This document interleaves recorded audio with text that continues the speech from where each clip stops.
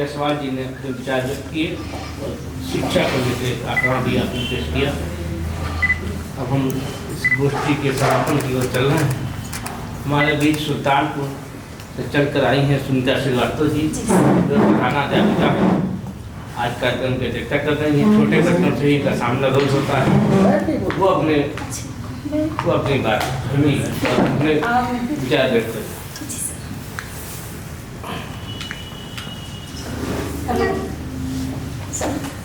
सबसे पहले तो मैं सबसे पहले तो मैं धन्यवाद दूंगी सर जी को, जिन्होंने मुझे यहाँ पे बुलाया, और वो भी मेरा सबसे प्रिय सब्जेक्ट जैसे एजुकेशन पे, क्योंकि मैं इसी पे काम ही कर रही हूँ, शिक्षा पे ही काम कर रही हूँ। वैश्विक शिक्षा जब मैंने सुना कि सर काम कर रहा है तो मेरा बड़ा अंदर से भी मन हुआ कि मैं ज़रूर जाऊँगी, और मैं इसीलिए आई हूँ कि यहाँ पे शिक्षा सीख सकूँ। उसके बाद से वही चीज़ मैं अपने की दो धनंजय सर लोग मिलके, मैं तो एक ही धन समझती थी, लेकिन यहाँ पे तो दो धन मिला, और ऊपर से उसको मतलब बढ़िया रूप देने के लिए पंकज सर आए, जिन्होंने वही चीज़ हुआ जो मेरे मन लायक था। तो सबसे पहले मैं परिचय दे दूँ, मैं सुनीता श्रीवास्तव हूँ, और मैं प्राथमिक शिक्षा क्यों चुना ये भी मैं बता दूँ कि मेरी ये शौक थी। मुझे उन बच्चों को निकालना था जो गरीब तबके के बच्चे थे, और वो किस तरह से निकले और इस समाज के लिए वो वरदान साबित हों। इसीलिए मैंने कार्य करना प्रारंभ किया था, और मैं सामाजिक कार्य भी करती हूँ। मैं 23 प्रदेशों में इसी शिक्षा पे लेके काम करती हूँ। प्रधानमंत्री नरेंद्र मोदी, सोनिया गांधी और राष्ट्रपति मुझसे मिले। मुझे बड़ा अच्छा लगा कि जो मैं काम करती हूँ उसके लिए मुझे बुलाया गया संसद भवन में, और मैं गई भी थी, कार्य भी करती हूँ। मुझे एक पद भी मिला है राष्ट्रीय शिक्षक संयोजक, कि मैं राष्ट्र स्तर पे देख सकूँ, जिसका मैं आज के बाद मैं सोचूंगी कि सर को ही गुरु बनाऊँ। और रही बात शिक्षा की बात है सर, तो ये तो बात सही है कि मेरी बेसिक शिक्षा जब तक अच्छा नहीं होगा, हमारा ऊपर का शिक्षा कोई सही नहीं हो पाएगा। और बेसिक शिक्षा के लिए तो हम शिक्षकों को जब तक गुरु नहीं बनेंगे तब तक शिक्षा सही नहीं लगता, मुझे लगता है। क्योंकि आने वाले जो जितने भी शिक्षक हमारे यहाँ, चाहे वो मेरा असिस्टेंट हो, चाहे जो कार्य कर रहे हैं, अगर जितने भी शिक्षक हैं, 90% ऐसे शिक्षक हैं जो गुरु नहीं बनना चाहते हैं, वो टीचर ही बन के रहना चाहते हैं। और जब तक हम गुरु नहीं बनेंगे तो फिर उन बच्चों को तो निखार ही नहीं सकते हैं। मेरी भी पढ़ाने की एक अलग से टेक्निक है कि मैं अपने बच्चों को मेरे यहाँ 108 बच्चे हैं, सारे बच्चों को बिल्कुल एक बच्चों का नाम मुझे याद है, और उन बच्चों को एकदम अलग अलग करके मैं पढ़ाती हूँ। ये बच्चे मेरे खेल में जाने लायक हैं तो खेल में पहले ले जाना चाहती हूँ। ये बच्चे मेरे आर्ट में हैं तो आर्ट में ले जाना चाहती हूँ।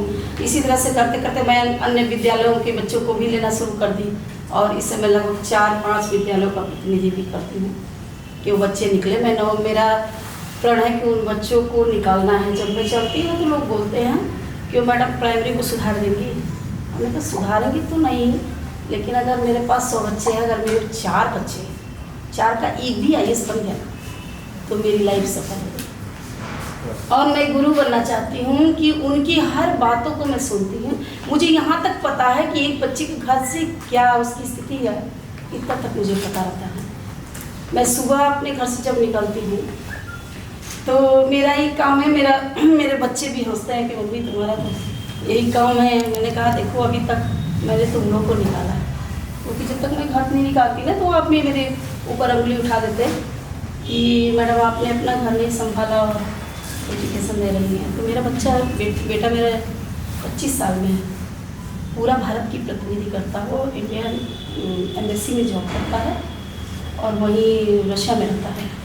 बेटी मेरी डॉक्टर है। छोटा बेटा मेरा 18 साल की उम्र में बीटेक 4th ईयर में आने के बाद इसरो का काम देखता है, जो आया हुआ है साथ में। मैंने निकाल दिया, मेरे पास टाइम हो गया और मेरी अभी लगभग 35 में रिटायरमेंट होगी। तो उसके पहले मैंने सोच लिया है कि बस इन्हीं बच्चों पे काम करना है।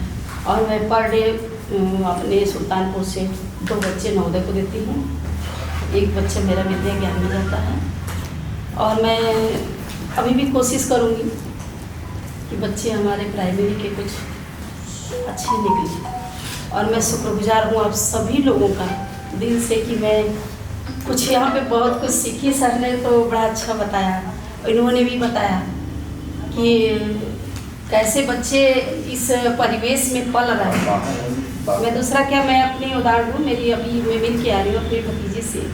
मेरी भाभी इतनी टीवी और मोबाइल में व्यस्त है, इतनी एजुकेशन पाने के बाद, कि वो एक छोटा सा अपने बच्चे को गूंगा बना दिया। कारण ये है कि वो दिन भर मोबाइल पकड़ा देती है, वो मोबाइल में मस्त रहता है। अब ये हाल हो गया कि वो 5 साल का बच्चा हो गया है, उसको अभी बता रही थी कि स्पीच थेरेपी दिला रहा है। हमें इतनी बड़ी फैमिली है और तुमने बताओ, तो इस तरह के बच्चे हो रहे हैं। तो हमारी भी तो गलती है भाई, शिक्षा में हमारी भी तो गलती है, हम गार्जियन की भी गलती है। हम क्या देखते हैं, वो प्राइमरी में बच्चा पढ़ जा रहा, तुम मत जाना, तुम तो अच्छे स्कूल में पढ़ोगे। तो दोनों बच्चों का जब वो कर देते हैं तो पता चलता है कि असर तो वो बच्चा जब निकलता है रोड पे तो उसको ये लगता है कि हम तो बहुत अच्छे हैं। वो प्राइमरी वाला बच्चा, उसको तो गवर्नमेंट का ड्रेस है, गवर्नमेंट का चीज़ें हैं, तो उसको ये बेइज्जती फील होती है। तो हम तो जितने भी अधिकारी हैं या आप लोग जितने भी बुद्धिजीवी हैं, यही करेंगे कि अपने जो आसपास है इतना तो जरूरी कहा करें।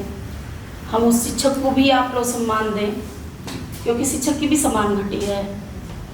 और उस स्कूल को भी आप लोग प्रेरित करें, तो शायद हमारा समाज का कुछ कल्याण हो। इसी के साथ हम आप लोगों का बहुत बहुत धन्यवाद।